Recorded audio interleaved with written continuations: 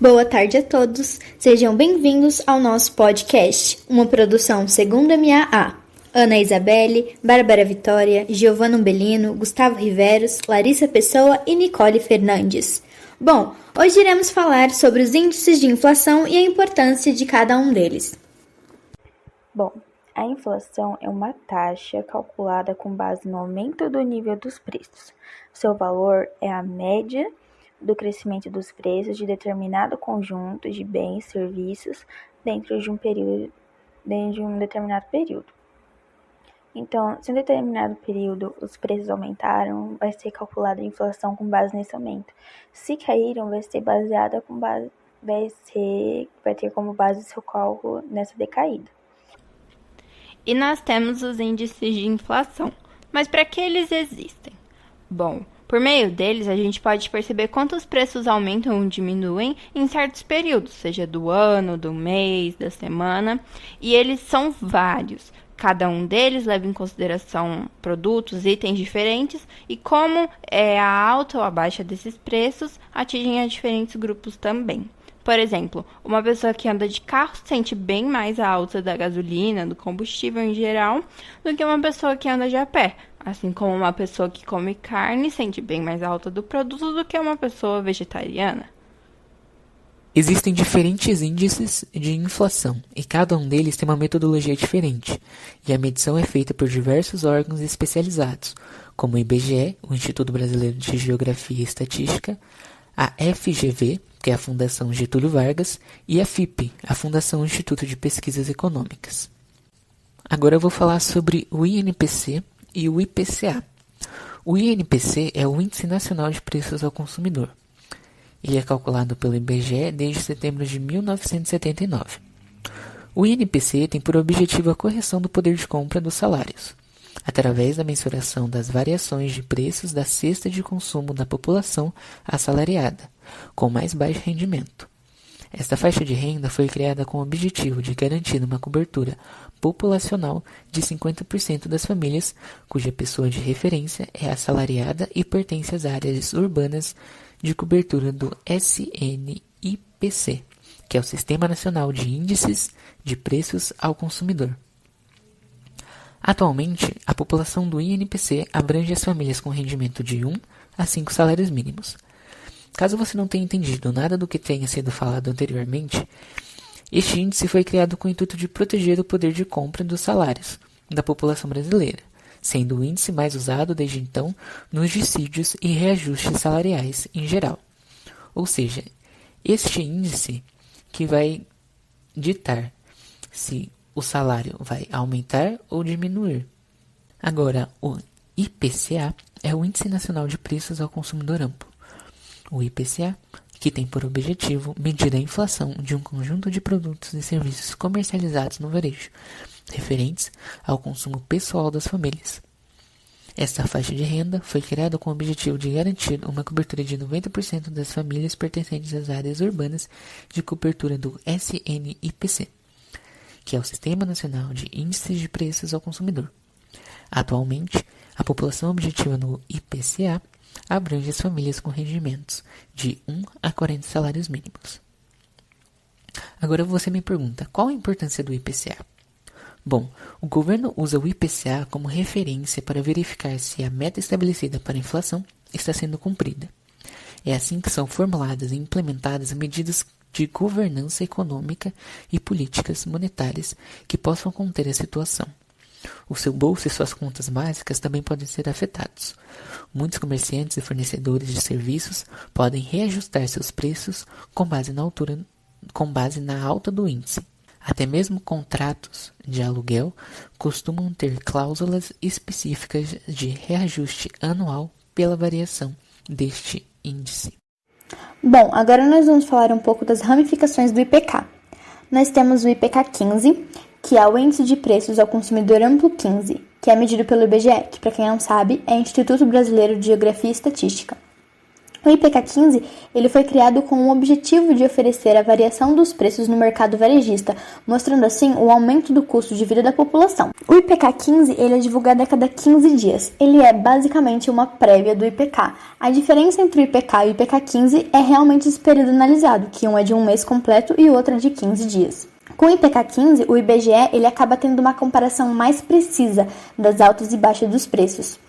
Mas além do IPCA-15, nós também temos o IPCA-E, que é o Índice Nacional de Preços ao Consumidor Amplo Especial, que também é medido pelo IBGE. A metodologia de cálculo utilizada no IPCA-E é a mesma do IPCA. A diferença, ela também está no período de coleta de preços e na extensão geográfica. Enquanto o IPCA ele é divulgado todos os meses, o IPCA-E ele é o acumulado trimestral do IPCA-15.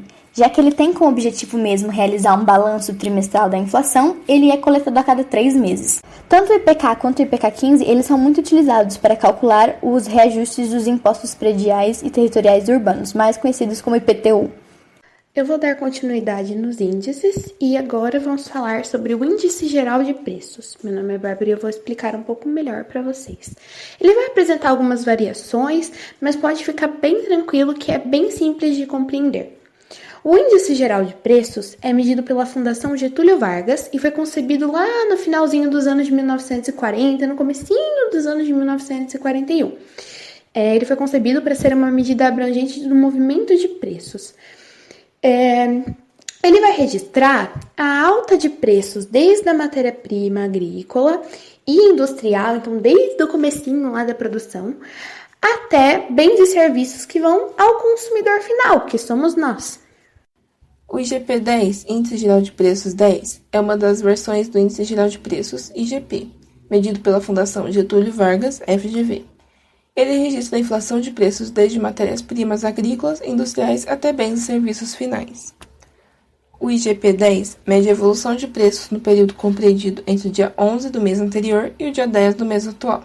Ele é formado por 60% do IPA-10, Índice de Preços por Atacado 10, 30% do IPC-10, Índice de Preços ao Consumidor 10 e 10% do INCC 10, Índice Nacional de Custos da Construção 10. Esses indicadores medem itens como bens de consumo e bens de produção. Entram, além de outros componentes, os preços de legumes, frutas, bebidas, remédios, embalagens, educação, recreação, dentre outras. Ele abrange toda a população sem restrição de nível de renda. O IGP-10 é usado para reajustes de tarifas públicas, contratos de aluguel e planos de seguro de saúde nos contratos mais antigos. Bom, o IGPM, que é o Índice Geral de Preços do Mercado, é calculado também pela Fundação Getúlio Vargas. Ele é formado por 3 índices diversos que vão medir os preços de atacado, os preços que vão chegar para o consumidor e os preços que vão chegar à construção. Mas esses índices já foram falados anteriormente ou vão ser discutidos ainda. Bom, o IGPM também é usado para contratos de aluguel, seguros de saúde e reajustes de tarifas públicas. O próximo índice a ser discutido é o índice IGP-DI, que é o Índice Geral de Preços de Disponibilidade Interna.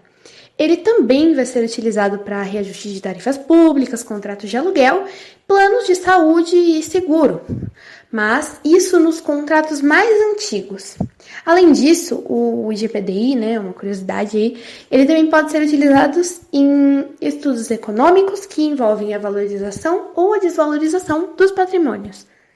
O IPC é o Índice de Preços ao Consumidor, calculado a cada semana, considerando os preços de 468 produtos consumidos por famílias na região da cidade de São Paulo, correndo entre 0 e 10 salários mínimos, e ele é usado para indicar a evolução do custo de vida dessas pessoas. O IPC-FIP começou a ser calculado em 1939 pela Divisão de Estatísticas e Documentação da Prefeitura do município de São Paulo. Já em 1968, a responsabilidade do cálculo foi para o Instituto de Pesquisas Econômicas, vinculado ao Departamento de Economia da USP, e depois foi para o FIPE, que é o que dá o nome ao índice. E agora, se tratando do IPCS, que é o Índice de Preços ao Consumidor Semanal, a gente pode dizer que ele mede, checa a cada 10 dias os preços de 388 produtos. E esse valor ele é verificado por donas de casa que já foram previamente treinadas e elas pesquisam os preços de alimentação em casa, produtos de limpeza, higiene e serviços.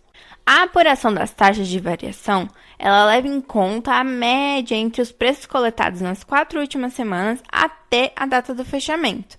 O intervalo entre o fim da coleta e a divulgação é de 1 dia, isso mesmo, sendo um dos mais curtos, inclusive para padrões internacionais. Mas antes que você me pergunte onde que eu consigo os resultados como esses, desse tipo de índice, do IPCS, por exemplo, você pode obter gratuitamente no portal do IBRE.